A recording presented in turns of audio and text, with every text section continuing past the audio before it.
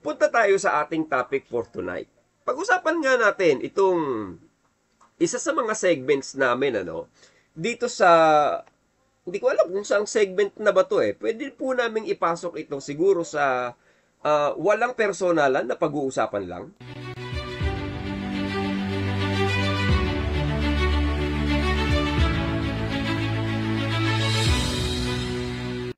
Ayan, ipasok nga natin dito sa segment na to, itong walang personalan na pag-uusapan lang. Gusto namin i-discuss po sa inyo, no? Ako lang pala, akong mag-isa ang magdi-discuss. Bahala lang kung saan ako makakarating, Pag-usapan nga natin itong healing takes time. Etong pag-heal o paghilom ng sugat ng lahat ng mga exiters sa MCGI. Sabi ko nga dun sa aking post po sa Facebook, there is no such thing as instant recovery. Parang wala naman yata. Pagka kasi ikaw ay nasaktan, normal po talagang kailangan mong mag-heal. At kailangan mo talagang bumilang. Hindi oras ha. Hindi araw. Talagang ang bibilangin mo linggo. O taon. Most likely ha. At hindi basta taon, maaari isa or abutin pa ng dalawa. Depende kung gaano kalalim ang sugat, na naranasan mo sa buhay. Kaya kung sakali man na halimbawa ngayon, exiter ka, bagong labas ka ng MCGI and you feel like na hindi ka okay, well, it's okay. It's okay not to be okay. Bakit? Yung pagiging hindi okay, palatandaan lang yan na nasa right track ka ng dapat mong puntahan. And it's normal kasi tao kang nabubuhay sa sinukob. Tao ka na mayroon ding feeling, mayroon kang pakiramdam. Huwag mong kastiguhin ang sarili mo kung hindi ka okay. Huwag kang mag-iiyak. Huwag mong lunurin. Okay lang naman yung mag-iiyak. What I mean to say is, huwag mong lunurin ang sarili mo. Naiyak ka na lang ng iyak. Nawala ka ng ginawa, maghapon at magdamag, na kinukundina mo ang iyong sarili. Kaya nga po yung aming episode, itong episode namin tonight, na tungkol sa healing process, Balikan nyo po yung mga nauna naming videos. Marami kayong matututunan eh. It's all about letting go. Yung pabayaan mo na yung mga nangyari in the past, it's okay. Charge to experience na lang ika nga, Tapos yung self-forgiveness, napakaganda nun. Yung makita nyo yung pagpapatawad natin sa sarili, wag nating masyadong kinukundina ang ating mga sarili. Mahalagang mahalin mo ang sarili mo. Yun nga yung sinabi sa akin ni paring Elios Kanina lang actually. Sabi niya sa akin, alam mo Brad DK, mahalin mo sarili mo. Alam mo nung sinabi niya sa akin yung salitang mahalin mo sarili mo, parang nahihirapan ka agad akong i-reconcile. Oo nga, Paano nga ba mahalin ang sarili? Para bang ang hirap na kaagad na sagutin noong tanong na mahalin mo ang sarili mo? Yes, lagi nating naririnig, love yourself. Pero, minsan nakakalimutan na nga natin, paano nga ba mahalin ang sarili? Sa anong punto ba natin maipapakita sa sarili natin na minamahal natin ang sarili natin? Kasi kaya ako nasabi yun kanina kay paring Los, na eto kako, Los, masyado akong stress. DK, sabi niya, love yourself. Sabi niya, mahalin mo sarili mo. Nung sinabi niya mahalin ko sarili ko, parang natanong ko sa sarili ko, teka, paano ba yun? Sa loob-loob ko lang, paano ba magmahal ng sarili? Minsan kasi ang nauuna mo, puro iba. Nauuna mo, paggising mo, ang isip mo kagad, asawa mo. Hindi mo na naaasikaso sarili mo. Paggising mo agad, ang naiisip mo, anak mo. Hindi mo naaasikaso sarili mo. Pag-iisip mo agad, ang gising mo, ang naiisip mo, mga magulang mo. Naiisip mo, trabaho mo.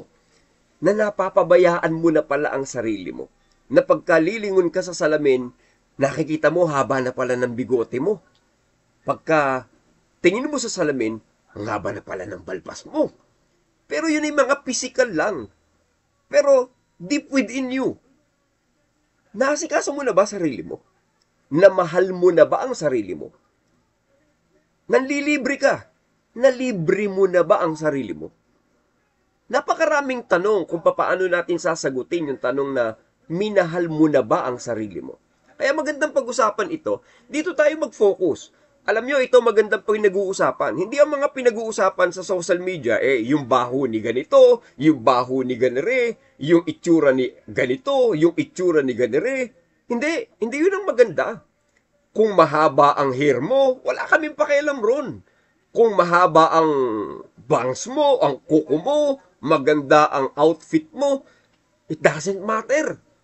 Wala kaming mapuprobetsyo pagka ang pinag-usapan natin yung kapintasan at baho ng isa't isa. Maganda siguro, may mga bagay tayong napag-iisipan din sa buhay-buhay. Alam nyo, maganda yung meron tayong naririnig minsan eh. Hindi para sabihin namin na, tama yung sinasabi namin. No. May mga bagay lang minsan, magandang nakakapakinig tayo sa mga punto na kailangan nating tumahimik. Minsan, may mga bagay na nare-realize ka, the more na tumatahimik ka, the more na meron kang naririnig sa sinasabi ng ibang tao, the more minsan may nare-realize ka. At walang masama ron nang ang ikaw ay makinig kahit na ikaw sa palagay mo ay bossing, minsan dapat pakinggan mo rin yung iyong mga tao sa ibaba. Dahil baka may mga bagay na hindi ka nakikita. Sabi nga ni paring CJ, nung huli kami nagkausap, sabi niya, meron daw siyang pinayuhan. Alam mo, huwag kang lagi sa stage. Dapat marunong ka ring bumaba sa entablado. Kasi, pagka hindi ka bababa ng entablado, hindi mo makikita ang sarili mo. Mas maganda, bumaba ka ng entablado, then, i-assess mo ang mga pangyayari.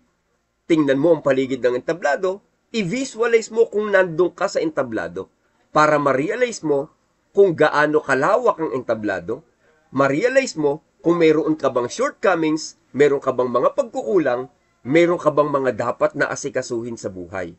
Doon sa mga bagay na yun, ma-realize mo, oo nga, meron nga akong pagkukulang sa side ko na to. Maganda yung meron tayong napapakinggan. Yung meron tayong naririnig. And tonight, yun yung aking gustong itapik sa inyo. Ano?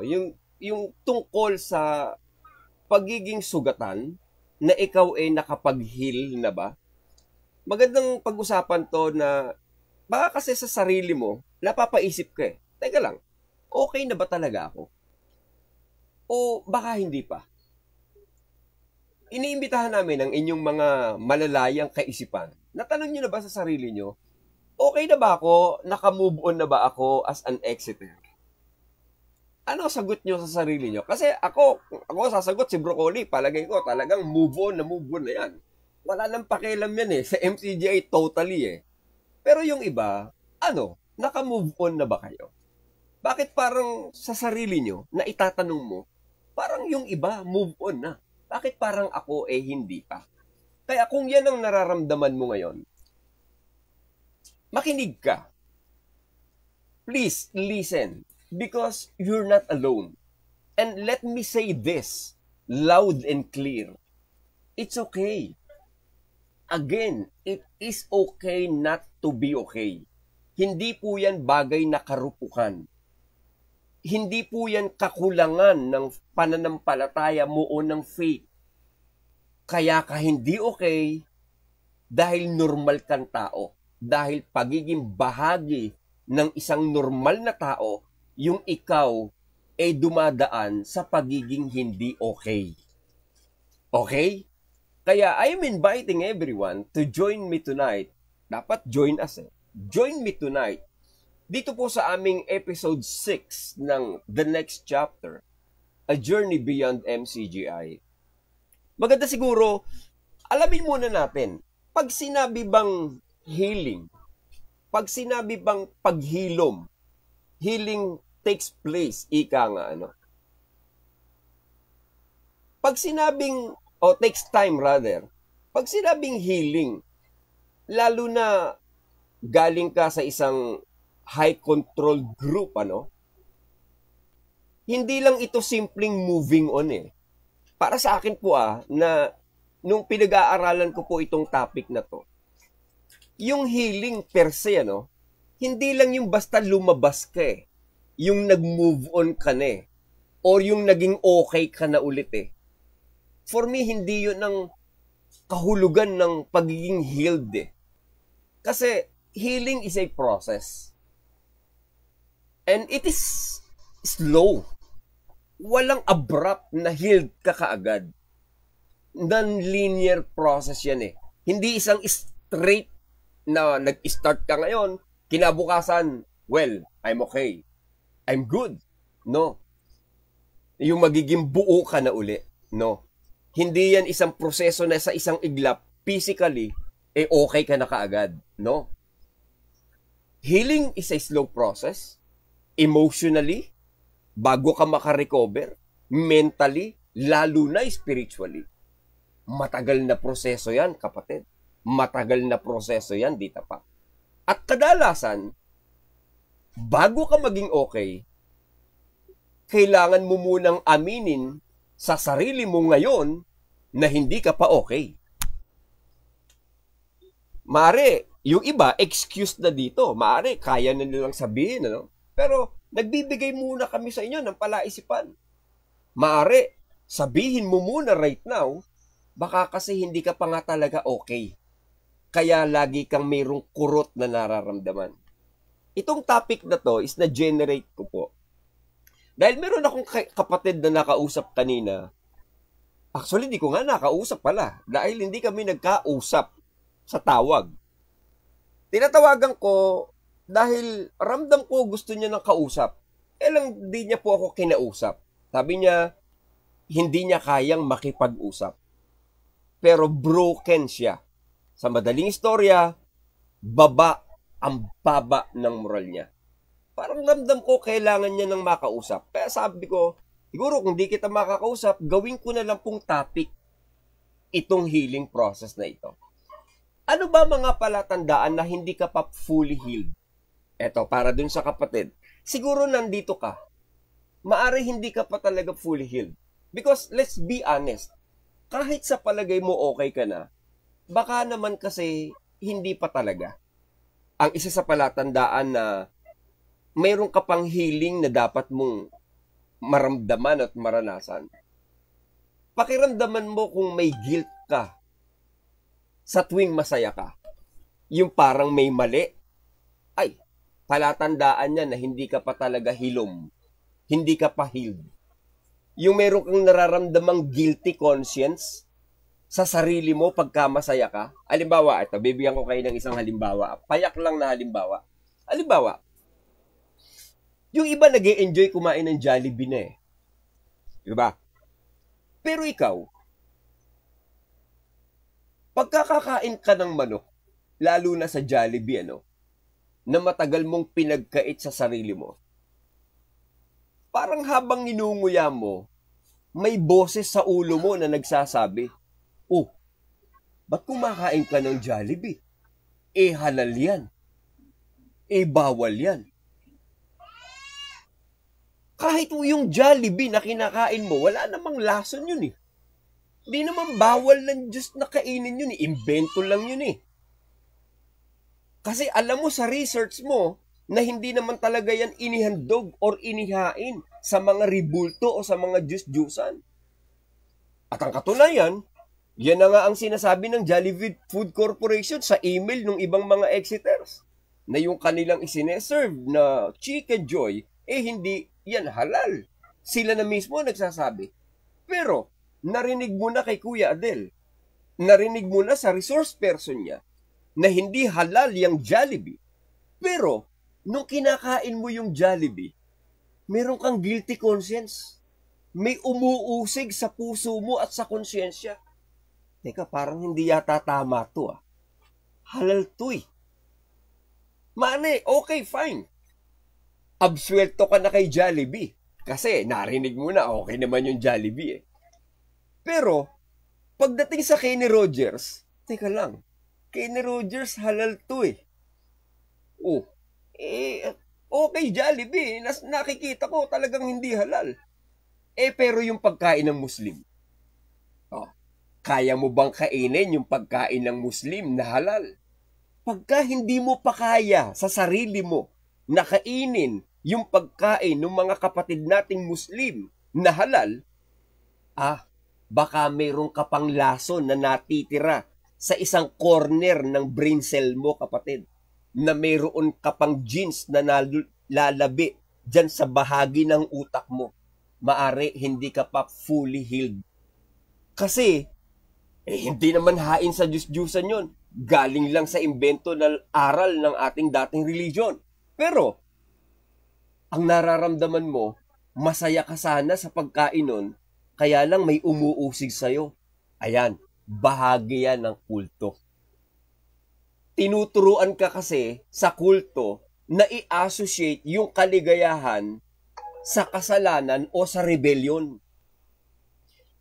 Kaligayahan mong kumain, pero sa likod ng kaligayahan mong kumain, daw ka, may kasalanang nakapalibot dyan. At sa pagkain mo niya, nangangahulugan niya ng rebellion. Na para bang pag naging masaya ka, nagkakalayawan ka na. Kaya mga tipong gano'n, ano? Na para bang pagka umatin ka ng birthday party, pagka ang nararamdaman mo, umatin ka lang ng birthday party, birthday party ng kasama mo sa trabaho. Na nung nandun ka sa birthday party, ang nararamdaman mo, teka, para yatang mali ito. Para yatang hindi ako dapat kumakain dito sa birthday party na to. Wala namang masama ron. Kaibigan mo yun, nagse-celebrate lang ng kanya kaarawan. Pero ang nararamdaman mo, parang may guilty conscience ka. Kasi yung laso na inassociate dun sa kaligayahan, itinuturing na isang kasalanan. Kaya nga yung narinig ko na kumain ng, nakakain daw ng pagkain sa birthday Talagang dinukot yung kanyang lalamunan para daw maisukan niya. Talaga? To the max na ganun kakadilulo. Biruin niya yun Hindi yung kasalanan. Pero nakain niya at lahat gusto niya pa rin ilabas. Dahil nakakain daw siya sa birthday. Nakita nyo? Pagka ganun ang nararamdaman mo pa rin, hindi ka pa fully healed. Kahit naka-exit ka na, meron ka pa rin nararamdaman na hindi tama, kapatid. Kaya kahit yung totoong kaligayahan na hindi naman bawal, narurumihan ng budhi mo. Yung tingin mo, nagiging makasalanan ka pa rin at nagiging makasanlibutan. Ayun. Yung mga halimbawa, ikaw ay nakikijaming-jamming, tapos may mga disco-disco, nakidisco ka, at nakisayaw-sayaw ka, na yung sayaw naman na yun, hindi naman sayawang pangkabaret, Sayaw na ordinaryo lang naman. Pero pagkatapos mong sumayaw, parang may konsyensyang bumabalot sa isip mo na, teka lang, parang nagiging makalewan pa yata ako. Ayan, isa yan sa palatandaan, kapatid, na hindi ka pa talaga fully exit. Or, exiter ka man, hindi ka pa fully healed. Ang isang halimbawa niyan ganito. Halimbawa, yung pamilya mo, nagpunta ng outing. Maraming taon mong iniwasan yung salitang makasanlibutan. Di nakisama ka sa pamilya mo. Tumatawa sila, nag-e-enjoy, kumakain, nagbabanding. Nakisama ka. And then, all of a sudden, bigla kang na-stop. Napahinto kang bigla. Bigla kang tinamaan ng guilt conscience. Nasasabi mong, teka lang, parang backslider na yata ako. Para bang mukhang magiging makasanlibutan na ako nito totally Mukhang papunta na talaga ako nito sa hindi tamang landas sa paglabas ko sa dating daan. You look around, ang saya-saya nila. Pero ikaw, may tinik sa dibdib mo. Alam mo, ibig sabihin niya, kapatid, may residue pa ng indoctrinated shame dyan sa loob ng baon ng utak mo, kapatid. Yan. Dapat i-assess mo yun. Pagka nakikita mo yun, nararamdaman, confirmed. Yes, exit ka, pero hindi ka pa fully healed. Naiiyak ka sa simpleng bagay na may kaugnayan sa dati mong grupo. Yung halimbawa, naglalakad ka. Sa paglalakad mo, along the way, nakarinig ka halimbawa ng isang kanta o song na relevant sa MCGI. Yung narinig mo halimbawa yung Dala Kong Nakalimbag. Yung mga tipong gano'n, May narinig kang instrumental na kanta na madalas kantahin sa loob ng lokal, or sa loob ng pasalamatan. na hindi mo naman inaasahan, bigla ka na lang nakaramdam ng lungkot. Nasa loob ka ng bahay mo, nagbabrowse ka sa YouTube, may narinig ka kanta ng MCGI. At nung marinig mo yung kanta, bigla kang napatulala. At nung mapatulala ka, to the point na bigla ka pang naluha, Hindi dahil gusto mong bumalik sa MCGI, kundi dahil naaalala mo kung gaano ka ka-devoted noon. Naaalala mo yung mga tao na kasamahan mo dun sa lokal. Naaalala mo yung dating ikaw. Yung dating nandun sa harapan ng lokal, nakikichatro-chatro ron. Yung dati kang nandun sa loob ng lokal nyo na nakikijamming-jamming ka pagka nagkaawitan na yung mga choir. Yung dating ikaw, nariricall mo yung lahat ay ibinigay mo. Yung sakit, kasi alam mong hindi na yun babalik sa dati. Alam mong wala ka ng lokal na pupuntahan ulit. Alam mo sa sarili mo, hindi ka na magchatro ulit. Yung mga simpleng ganon, yung mga simpleng sulyap na ganon, yung emotion na yon na nararamdaman mo na sumasabog sa loob mo, yung bigla kang nalulungkot, pagka nakita mo halimbawa yung ganon, nakakaramdam ka ng galit, nakakaramdam ka ng guilt, nostalgia, sabay-sabay. Ang tawag dyan, emotional landmines. Ayan. Kumbaga parang yan nandyan lang sa tabi-tabi mo, na pagka yan natapakan mo, boom! Sabog! Sasabog ka sa iyak. Magsesentimiento di asukal ka. Bakit? Hindi dahil mahina ka. No. Kundi dahil may mga alaala pa rin na hindi pa tuluyang naghihilom sa puso mo at sa pagkatao. At ikaw kapatid, kung nararamdaman mo yan, take note of this. Hindi yan kaartihan. No. Hindi yan drama. Epekto yan ng grief na hindi pa na fully processed. Maaari sa brain cells mo. Parang trauma trigger yan na biglang lumalabas kahit matagal mo nang iniiwasan. And again, that is normal. Lahat tayo nakakaranas niyan. May automatic fear responses sa mga religious organization na pinanggalingan natin. Ang halimbawa nga niyan, yung sinasabi ko sa inyo na wala ka namang wala ka namang iniisip. Kala mo okay ka na. Tapos, alam mo, may nagsalita lang. Kaibigan mo, kasama mo sa trabaho. Halika, punta tayo sa church. Attend tayo ng doktrina. Ayun, may narinig kang biglang ganun. Okay ka naman Goods ka naman Kaya lang, nung marinig mo yung salitang doktrina, attend tayo ng pagkakatipon, bigla ka na namang natulala. Bigla kang nanahimik. Tapos, ang naramdaman mo sa sarili mo, hindi na ako dumadalo. Maaalala mo yung sitas. Huwag natin pabayaan ang ating pagkakatipon gaya ng ugali ng iba. Sapagkat kung ating sinasadya ang pagkakasala, wala nang haing natitira pa patungkol sa kasalanan. Bigla mong naalala yung verse, at nung maalala mo yung verse, hindi na nga pala ako dumadalo. Naku, meron na pala akong nagagawang mabigat na kasalanan. Tapos maalala mo yung nagdoktrina sa'yo, kapatid, ang nagpapabaya sa pagkakatipon, mabigat na kasalanan. Bumabalik yung pressure sa'yo nang wala ka namang intensyon. Wala ka na nga sa MCGI. Ito pong sinasabi ko, di na to nararamdaman nila Broccoli. Ni Ate Pechay, ni Ate Ansat, wala na yan, di na nila nararamdaman yan. Kasi, wala na silang pake dyan Sabi nga nila wala ako pakel. Tama ba yung sabi ko? Wala ako pakel, wala ako pake. Pero yung iba nararamdaman pa yan. Lalo na yung mga bago pa lang na nag-e-exit. Kasi naramdaman ko rin yan Nung mga bago-bago lang na, biruin mo naman, 30 years, hindi ka nagpabaya ng pagkakatipon, tapos, one day, hindi ka dumadalo. Nandun yung konsyensya Bagaman na-exiter ka na, Pero may kumukonsensya sa'yo. Lintok, di na nga pala ako dumadalo. Parang mabigat na kasalanan to ah.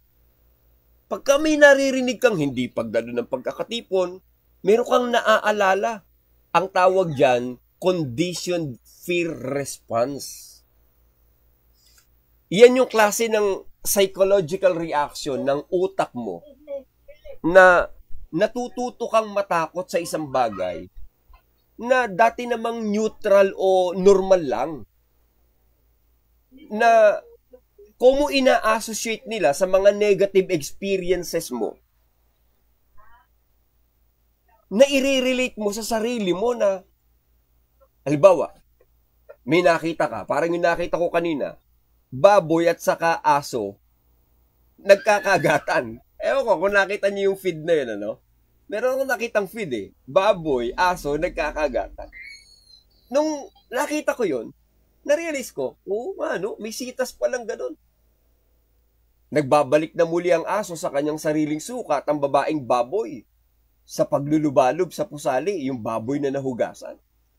Kapag narinig mo yun, para pala akong babaeng baboy. Para pala akong nagbabalik sa suka.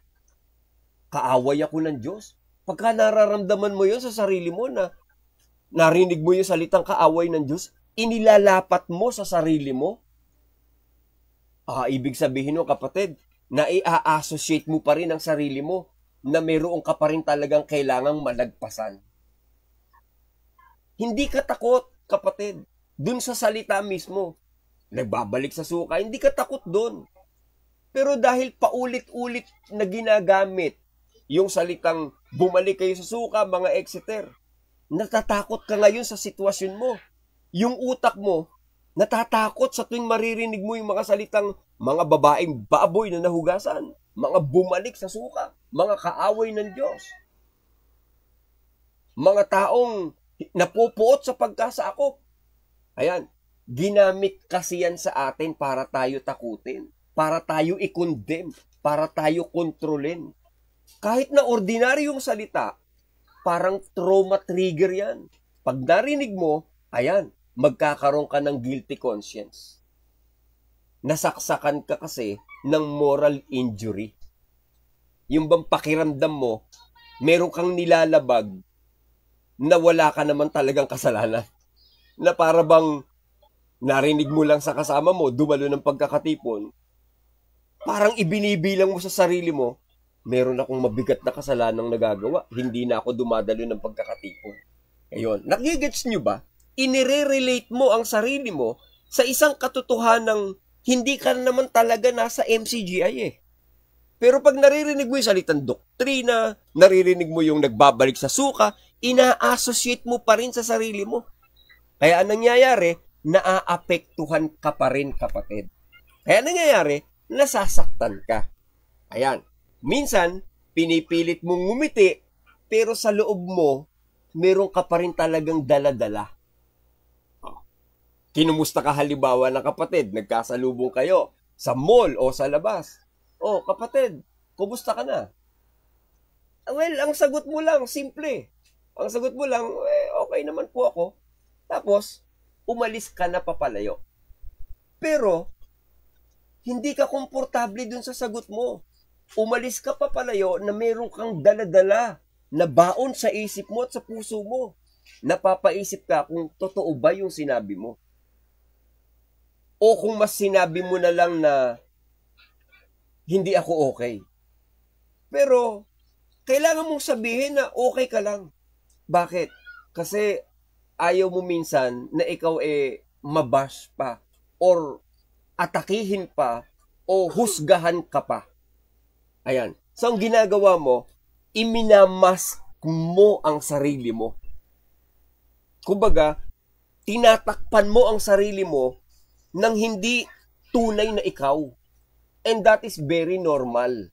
Sa mga taong may mga unresolved na trauma, may mga emotional fatigue na nararanasan. Hindi ka sinungaling. No. Wala sa intensyon mong magsinungaling. Gusto mo lang i-cover yung talagang nararamdaman mo. Dahil minsan, nasa isip mo, baka kasi i-judge nila ako eh. Sabihin ko, okay na lang. Yan. Yan yung mga senyales na hindi ka pa talaga fully healed. And again, sinasabi namin sa inyo, you are on the normal path.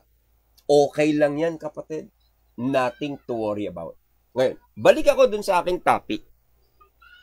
Kasi ako mismo, ilang beses ko na itong natanong sa sarili ko bakit parang hindi pa rin sapat yung ilang taon na akong wala sa loob?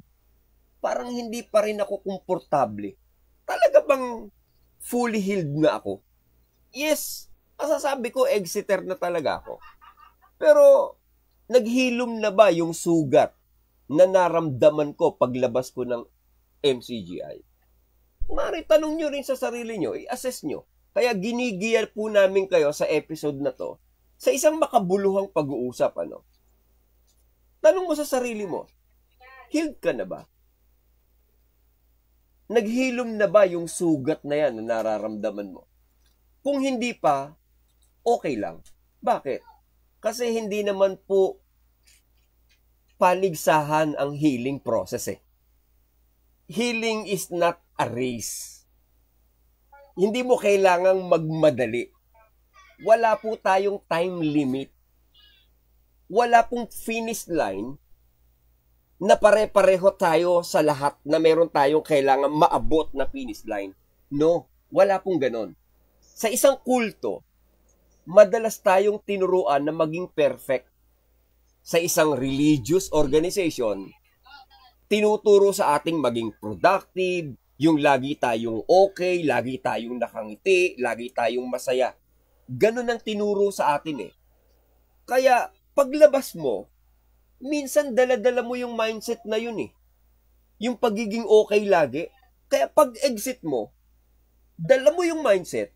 Kaya ang nararamdaman mo, dapat healed na ako by now. Dapat ngayong oras na to, ngayong araw na to, dapat okay na ako. Bakit may ganun kang mindset? Kasi ganun yung mindset mo sa loob ng cult Ganun yung mindset mo sa loob ng religion Dapat lagi kang okay lumabas ka. Yung mindset na yun, dala-dala mo. Dapat okay na ako. Pero hindi nga po pwedeng okay ka na Kasi hindi naman yan paligsahan at pabilisan na makaabot sa finish line, kapatid. Kaya paglabas mo, intindihin mo at i-assess mo sa sarili mo, itanim mo sa utak mo, ang tunay na paghilom, hindi po yan paunahan. Wala pong gold medal na nag-aantay sa'yo dun sa dako paroon sa emotional recovery mo, kapatid. Wala kang gold medal na aabutin doon para ka magmadali. Sabi ko nga po sa inyo kanina, hindi yan linear. Hindi yan diretso. Hindi yan tuloy-tuloy o walang liko-liko o walang balakid. No. May setbacks po yan. Minsan, okay ka. Minsan, hindi ka okay. That's fine. Minsan, ang taas ng mood mo. Positive ka talaga. Minsan, parang pakiramdam mo, down na down ka. May araw minsan, productive ka. May mga araw minsan, parang may gana ka. May progress ka na minsan akala mo mabilis. Pero may mga araw din minsan para kang nai-stuck. And it's okay. Hindi nga kasi linear yan Yung bang dire-diretso o tuloy-tuloy. No. Parang umaakit ba sa bundok, Parang ganito. Di umaakit ka ng bundok. Sa pag-akit mo sa bundok, pag-akit mo ba ng bundok, dire-diretso agad? Hindi. Hindi palaging akyat na dire-diretso pag-aakit ka sa bundok Minsan may paikot-ikot yan, boss. At minsan, may mga pahinga din yan, brother, sister. Kaya kung nakaka-move forward ka, good for you. Pero may stage, hindi ka aakyat. Magpapahinga ka. And that's normal. And as you move on, mapapagod ka. Again, that's normal. At minsan, madudulas ka sa ibang bahagi. It's okay. Kung nadulas ka or nadapa ka man, it's okay. Bakit? Dahil kahit papaano, pataas pa rin ang direksyon mo. Ang pinupuntahan mo, papunta pa rin sa taas. Kahit palagay mo, bumababa ka ng kaunti. Dahil parte talaga yon ng pag-akyat sa taas. Hindi puro patarik. Minsan kailangan mong bumaba para pumunta ka sa isang mas matarik na direksyon. And that's normal. Kaya kapatid, walang iisang tamang paraan. Tandaan nyo, walang isang standard path para sa isang healing process. Mari yung iba, mabilis silang nakapag-adjust. Huwag yung tingnan si Brooks. Si Brooks, matagal na yan eh. 2000 pa lang yata exit na yan eh. Or kung ano man taon eh. Si Adele matagal na yan eh. Si Ate Pets matagal na yan eh. Yung mga naririnig nyo sa Broccoli TV, matagal na yan mga, alayo na nga nang narating. Naging agnostic na nga yung iba yan eh. And that's fine. Kasi yun na yung mundo na natahak nila. Huwag nyo silang tingnan kapatid. Do not compare yourself sa iba. Kasi pag kinumpare mo sarili mo, masasaktan ka. Yung iba, years pa yan bago nila naramdaman yung tunay na kapayapaan. Yung iba, kailangan pa talaga nila ng therapy. Yung iba, tahimik lang. And lahat po yan valid. Hindi mo kailangang gumaya sa progress ng iba. At hindi mo rin kailangang ma-pressure kung ang iba mas masaya na sa labas. Hindi mo rin kasi alam kung ano ang pinagdadaanan naman nila privately. Kaya huwag kang basta humatol kapatid. Kaya huwag mong lunurin ang sarili mo sa kaiiyak. Parang ako na lang tong naiiwan yata. Parang ako na lang tong masyadong nasasaktan. Sila masyado nang nakarecover, ako hindi pa. No, kapatid. Huwag mong puwersahin ang sarili mong gumaling agad. Kasi, yung pakiramdam mo na kailangan mong magmadaling maging okay, trauma din yan eh. Madadagdagan lalo ang trauma mo. Kaya, kung nasasaktan ka pa rin, kahit matagal ka nang umalis, hindi ibig sabihin yan may mali sa'yo. Huwag mong isipin kailanman na kung nasasaktan ka, matagal ka nang umalis matagal ka nang exiter, nasasaktan ka pa rin, it doesn't mean that there is something wrong sa pagkatao mo. No. Isa lang ibig sabihin niya kapatid, tao ka, congratulations. Ayun, hindi ka robot. Dahil ang tao, unti-unti yang humihilom. Don't worry, hindi ka nag-iisa. Kasama mo kami. May kasama ka. Kasi pag pinilit mo, alam mo mangyayari, pag pinilit mong maging okay ka kagad, ang madalas mangyayari dyan, emotional burnout. Mababurnout ka talaga. Kasi sinisikap mo na para bang you want to be strong right away. Kahit pagod ka na. Ang isang example niyan, yung meron kang kaibigan halimbawa, hindi nag-decide ka na maging vocal sa mga kaibigan mo. Nag-offer ka ng mga tulong sa mga kasama mong ex-MCGI. Di ikaw tong laging nagbibigay ng advice. Galing, nakakapagpasaya ka sa iba, Nagpapalakas ka ng loob. Pero deep within you, ikaw mismo, hindi mo na po proseso yung bigat na nasa sa'yo. Kaya pagdating sa gabi, pag mag-isa ka na lang, wala ka ng energy. Wala na, ubus ka na. Gagawin mo na lang matutulog. Kasi, hindi mo maamin sa sarili mo na ikaw mismo sa sarili mo, meron ka pa ring problema. Kaya, ang ginagawa mo, masyado mong ipinipretend ang sarili mong okay ka na, ikaw rin nabiburn out. Nawawalan ka ng gana. Dapat maintindihan mo, kailangan mo rin ng tulong. Kahit palagay mo, ikaw exiter ng totoo. Ganon. Ano ibig kong sabihin? Ang ibig ko lang sabihin, ganito.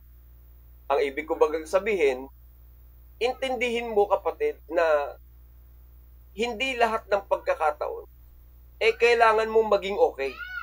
Dapat intindihin mo rin ang sarili mo na bigyan mo ng panahon ng sarili mo, unawain ang sarili mo.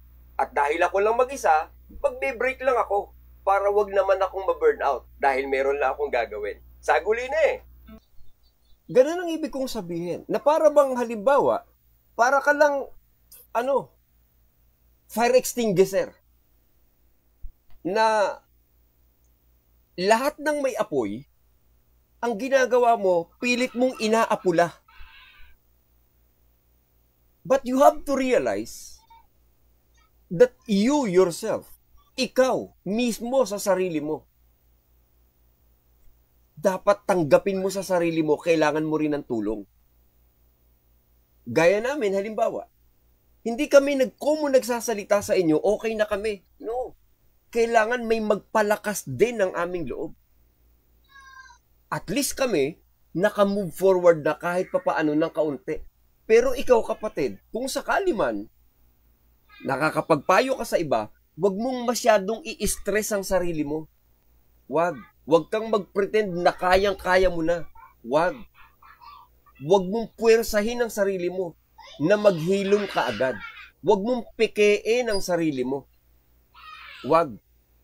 Kasi pag masyado mong pinepeke ang sarili mo, ikaw rin ang masasaktan, kapatid.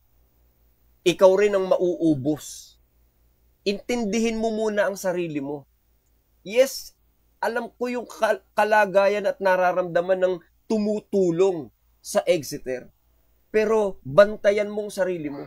Dahil baka mamaya, sa tutulong mo sa iba, ikaw naman ang sobrang mapagod. Yung iba ang ginagawa, uma-attend ka agad ng ibang religion. Nag-join ka agad sila ng ibang group dahil para daw sa kanila, mas madali daw anya yung mag-heal, yung mga sugat mo ng nakaraan. Kaya ang gagawin, lilipat sila sa ibang church, magko-conduct ng Bible study, may mga worship team na sila, sasali at magiging active doon sa kanilang mga bagong organization. Pero tanungin nyo yung mga gumawa ng ganon, lalo na yung tumagal sa MCGI ng 10 taon, 20 taon, deep within them, tanungin nyo sila. Naiinis yung mga yan pagka naririnig nila dun sa mga pastor nila. Mga kapatid, obey your leaders. Tanungin nyo yung mga yan. Pag narinig nyo ang salitang obey your leaders, lumipat kayo ng ibang iglesia, nandiyan kayo sa MCGI, nag-out kayo, nagpunta kayo ng ibang religion, narinig nyo dun sa pastor ninyo, magsitalima kayo sa namiminuno sa inyo, obey your leaders. Tanggapin nyo at hindi. Hindi ba nagfa-flashback sa inyo yung dating sistema? Di ba totoo? Tinatanong mo sa isip mo, eto na naman. Ano to? Panibagong control na naman? Di ba totoo? Ganyan na nangyayari? Nasa ibang lugar ka, nasa ibang denomination ka, pero dala mo pa rin yung luma mong trauma. Bakit? Kasi hindi ka pa hilumi. Hindi ka pa kasi healed. May sugat pa rin, kapatid.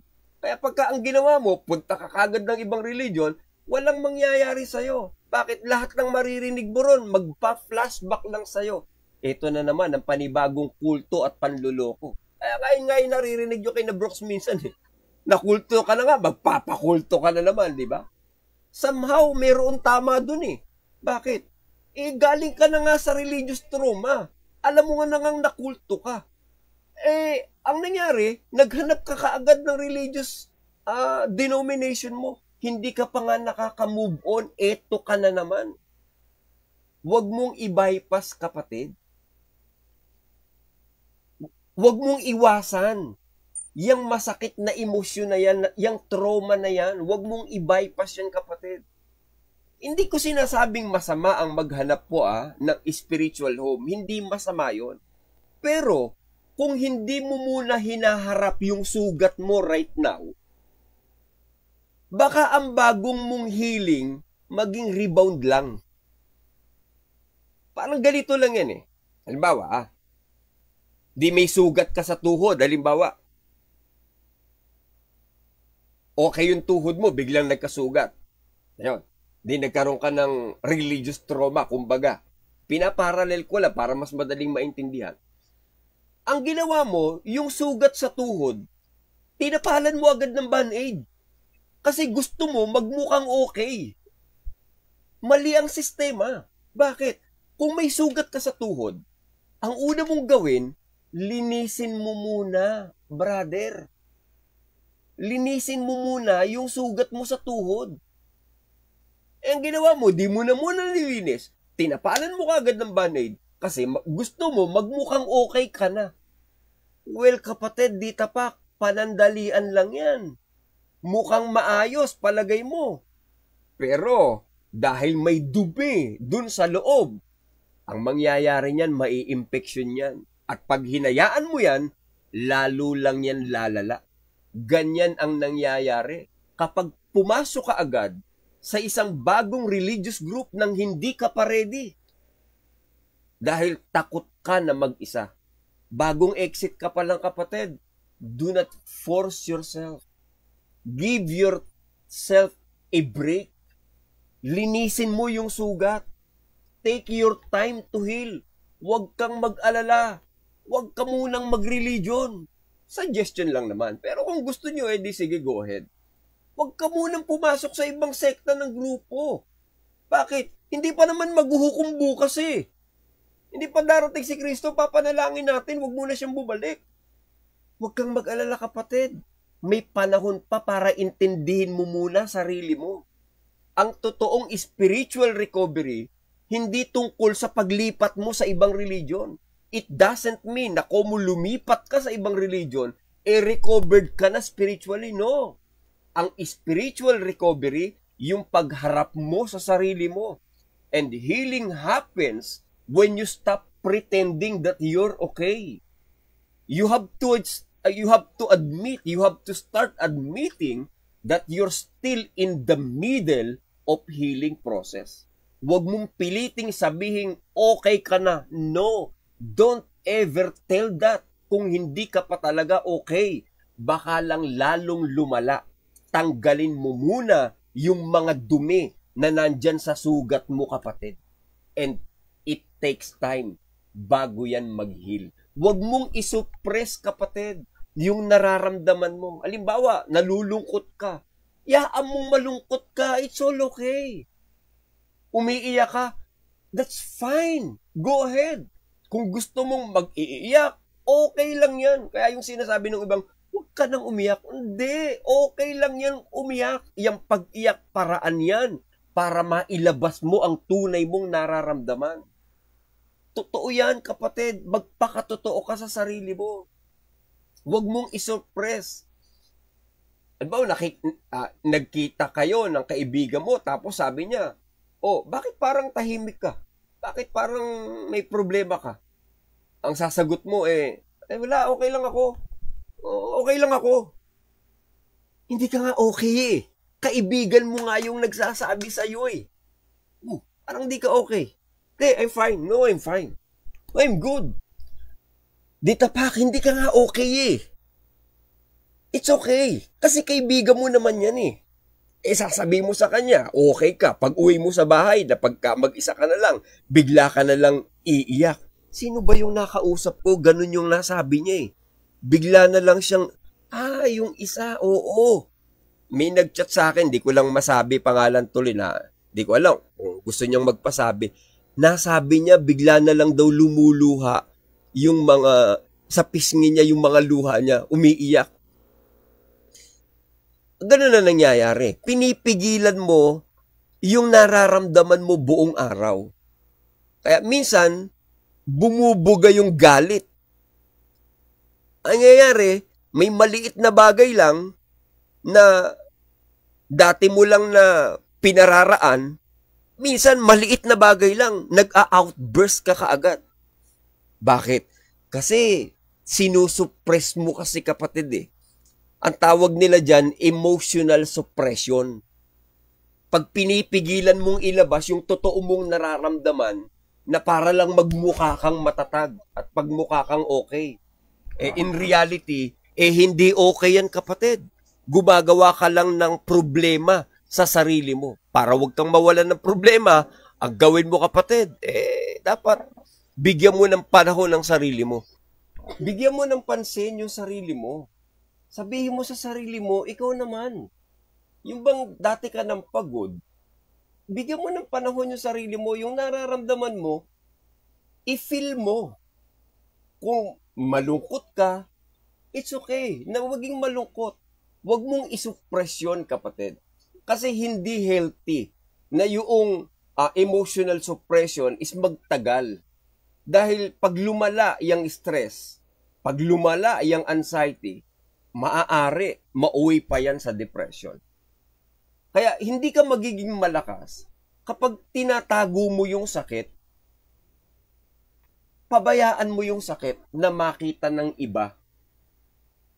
Pabayaan mo na yung nararamdaman mo, ma-share mo sa iba. Pabayaan mo na maibahagi mo yon sa kakilala mo. Kung minsan, yung tunay na lakas, yung tunay na kakayanan mo, nandun sa mga pagkakataong kaya mong aminin sa sarili mong hindi ka pa okay.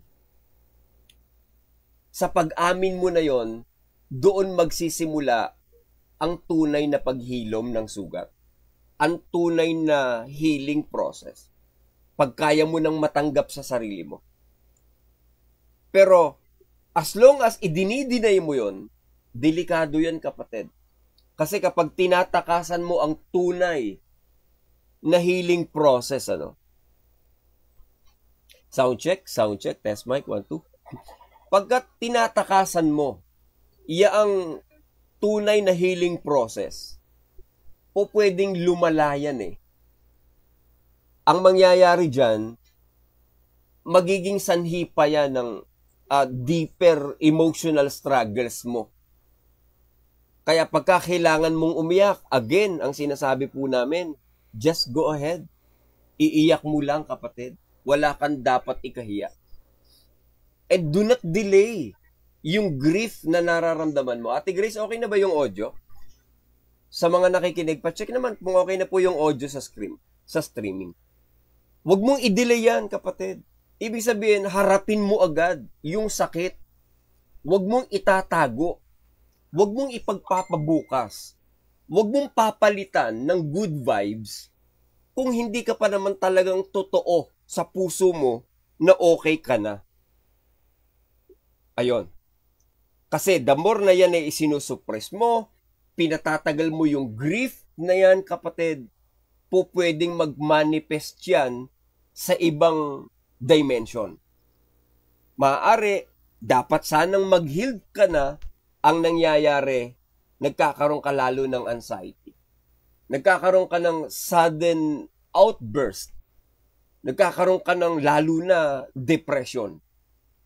And again, physical symptoms, of course, mararamdaman mo, makikita ng mga tao sa'yo, masyado ka ng pagod sa sarili mo. Kaya, after po nating makita, itong mga signs na to, na hindi ka pa pala fully healed, at yung masamang epekto kapag pinipilit mo sa sarili mong maging okay ka na agad, at kapag nakita mo or na-assess mo sa sarili mo, na hindi ka pa pala fully recovered, mari yung iba, sabi nga sa inyo, yes, okay na sila. Sabi ko nga sa inyo, nakikipagbardagulan na nga yung iba riyan eh. Sina Adele, sina bro, wala, fully healed na yan. Nakikipagbardagulan na nga eh. Kahit nga sitasan mo yan, hindi na umuubra sitas dyan sa mga, wala nga pakialam sa mga Bible verse minsan yan. Yan talagang okay na yung mga yan. Pero ikaw, kapatid, na nakarinig lang wag pabayaan pagkakatipon, naiisip mo may impyerno ka. Kumain ka sa Jollibee, naisip mo may impyerno ka. Okay lang yan, kapatid. Relax. Kalma lang. Do not panic. Because you're on the right track. Because it's part of recovery. Okay lang yan, kapatid. Again, it's okay not to be okay. Think of this way. Ganito ninyo isipin yung bagay na sinasabi ko. Healing is like planting a seed sa isang tuyong lupa. Para kang nagtatanim ng isang binhi sa isang paso, sa lupa, kahit diligin mo yan ng diligin, may oras talaga na hindi mo makikita kaagad yung dahon niyan. Of course, isang araw, maaari, walang anyayari. 2 araw, walang anyayari. It's okay. Diligan mo lang, kapatid, ng diligan. Okay lang yan, nadiligan mo lang ng diligan. Okay?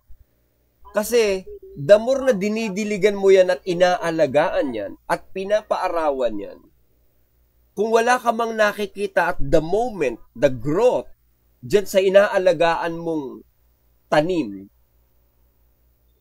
it's growing underground. Tahimik lang yan. Tahimik lang, pero meron ka nang nakikreate na buhay. Meron ng binhi, na meron ng ugat, na one day, sisibol yan. Hindi nakalaunan.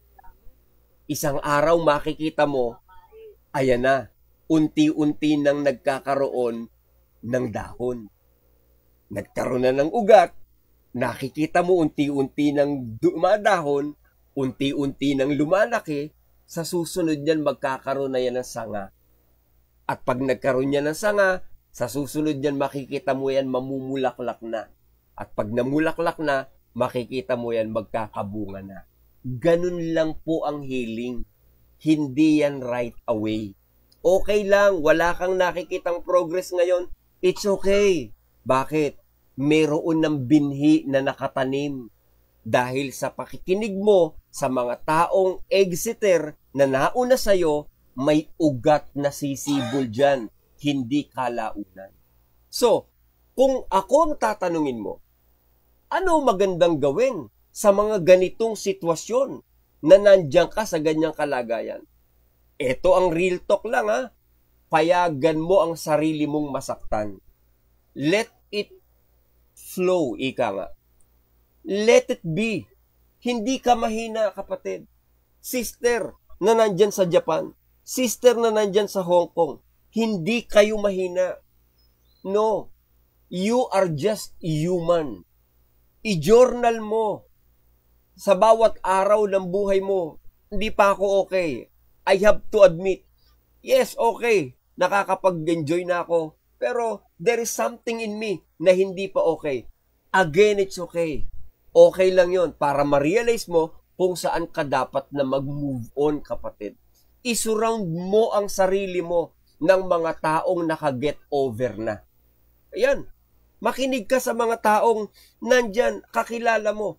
Kung halimbawa, hindi mo feel si Badong, i-block mo si Badong. Halimbawa, nagko-cause ng stress sa'yo si Badong, i-block mo si Badong. Kasi nagiging stressful ang buhay mo eh. I-block mo siya. Kung hindi naman siya nagiging stressful, then pakinggan mo. I-block mo si Adele kung nagiging stressful ang buhay mo. Pero kung sa tingin mo, nadja-justify ang nararamdaman mo, makinig ka kay Adele. I-block mo si Broccoli. Kung sa tingin mo, nagiging ibang nararamdaman mo, nagiging stressful ka, i-block mo. Huwag mong parusahan ng sarili mo. Pero kung nakakakita ka ng logical explanation sa kanila, makinig ka sa kanila. Mamili ka ng mapapakinggan mo. I-surround mo ang sarili mo ng mga taong nakaget over na at ikaw ang mamili. Hindi yung basta Christian lang. Ang piliin mo yung mga taong trauma aware. Yung mga taong nakaranas na ng trauma. At pagka ikaw naka-recover, kapatid, ito gawin mo. Celebrate mo yung healing milestones. Kahit maliit lang yan. Halimbawa, na-overcome mo na. Nagpagupit ka. Wala nang guilty conscience. I-celebrate mo sa sarili mo. Brad, nakakain na po ako ng Jollibee nang wala akong mabigat na nararamdaman. Treat mo sarili mo. Paano mo iti-treat? Kumain ka naman sa McDonald's. Ayun. Sama mo naman kami pag kami pagkakataon, di ba? Treat mo sarili mo. Na pagkahalimbawa, nakakakain na ako ng alam kong halal, nang wala akong guilty conscience, na wala akong pakiramdam na nagkakasala ako sa espiritu. Congratulations kapatid, another milestone na nalagpasan mo. Nakapagpaputol ka ng buhok nang wala kang guilty conscience, ang sarap sa pakiramdam nun. Bakit? Hindi ka na alipin ng kulto. Nagpantalong ka na modest naman, hindi naman maharot na suot. Congratulations kapatid, natanggal na yung jeans na naitanim sa'yo. Congratulations. I-celebrate mo ang sarili mo sa bawat maliliit na milestones na kung saan nalagpasan mo yung trauma na yon kapatid. I-unfollow mo ang pressure. Hindi mo kailangang sumabay sa healing timeline ng iba.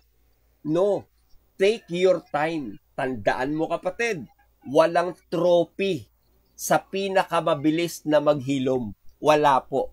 Walang magbibigay sa'yo ng gold medal dahil ang bilis mong naghilom. No, never. Walang magbibigay sa'yo kahit isa. Pero merong tunay na tagumpay. Alam mo kung ano yung tunay na tagumpay, kapatid? Yung pagiging totoo mo sa sarili mo araw-araw. Kaya bilang panghuling pananalita sa lahat po ng mga nagtiyagang makinig ngayong gabi, kung may mga araw na hindi okay, again, hindi ka palpak, hindi ka kulang. Higit sa lahat, hindi mo kailangang madaliin ang proseso. This is not how quickly you can move on. Walang pressure dito. Walang paligsahan dito. Again, walang nag-aantay sa yung trophy dahil mabilis kang mag-heal. No. It is about how you rebuild yourself sa sarili mo. Ikaw mismo ang magtatakda ng walang pressure. Always remember, healing, it is not sprint. Hindi po yan paligsahan. Hindi po yan karera. Isa itong mabagal. Ang healing, slow, masakit, painful, but yet, it is powerful. Magtiyaga ka lang para makabalik ka sa sarili mo sa totoong ikaw. Sa totoong April Kayog. Sa totoong Adrian Bianong. Sa totoong Ridel. Sa totoong Ramon de la Cruz Poblete. Sa totoong ikaw. And as you walk that path, as you move along, it is okay if you're not okay. What matters is you're not alone on that path any longer.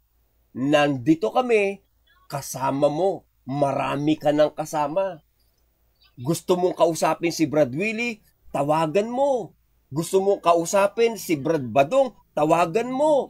Gusto mong makausap si na Broccoli, tawagan mo. Si Adel, tawagan mo. Ako, tawagan mo. Tawagan mo kami ng mga Exeter. Tawagan mo kami kung saan ka komportable. Lapitan mo kami, kapatid. Bakit? Mahalaga yan. Dahil ngayon, marami ka ng kasangga. Hindi ka na nag-iisa. Maybe today, hindi pa buo yung ngiti na nararamdaman mo. Maaari ngayon, hindi ka pa totally makatawa, kapatid. Maaari ngayon, mabigat pa rin ang dibdib mo. But, there is a light and hope ahead of you. And that path ahead is not lonely as it used to be. Yung path na yon, hindi na yun malabo. Just be patient with yourself. One day, hindi ka na iiyak. One day, hindi ka na malulungkot. Sa tuwing may maaalala ka, one day, hindi na sakit ang mararamdaman mo. Yes, maaari. Ngayon, masakit. Yes, maaari. Ngayon, mabigat. Yes, maaari. Nandiyan ka sa isang sulok ng kwarto mo na umiyak. Nagdaramdam. Maaari ngayon nararamdaman mo na bakit ka ba nag-spend ng 20 taon, mare nararamdaman mo na bakit ibinigay mo ang lahat. Napabayaan mo sarili mo, napabayaan mo ang pamilya mo, napabayaan mo ang lahat-lahat sa buhay mo. But don't worry, dahil one day, you will smile again. You will laugh again from a heart that is finally free. At pag dumating yung araw na yon, celebrate, di tapat. That's the time muli mong mahalin ang sarili mo kasi yung one day na yon, ikaw na yon. Ikaw na mismo yun. Ikaw na ang lumikha nun. Pinatay mo na ang dating ikaw na naging biktima ng kulto. Na-recover mo na ang sarili mo. Don't be harsh to yourself. Again, if it's not okay, it's okay. Huwag kang mawawalan ng pag-asa, kapatid. Ang gawin mo lang, maghintay ka lang. Ayan, kapatid, maghintay ka lang. Just wait. Antay mo lang yung tamang pagkakataon. Believer ka, Christian ka, magantay ka lang. Alam mo, minsan, yung pag-aantay, para lang yung traffic. Ngayon, traffic sa EDSA. Nakakainip. Yes, nakakainis. Pero kung ang gagawin mo, lalakad ka sa gitna, baka mapahama ka. Okay lang, natatraffic. Okay lang, hindi umuusad. At least, kahit papaano, merong kaunti. Okay lang yun, kapatid. Okay lang kahit may pinagdadaanan ka ngayon. Okay lang yan. That's fine. It's normal. Sapin-sapin ang problema mo. Okay lang yan.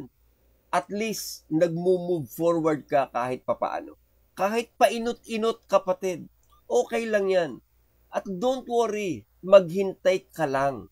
May awa ang Diyos sa'yo. Hindi kanya pababayaan. Maaari, meron lang siyang pinipino na bagay na para sa'yo.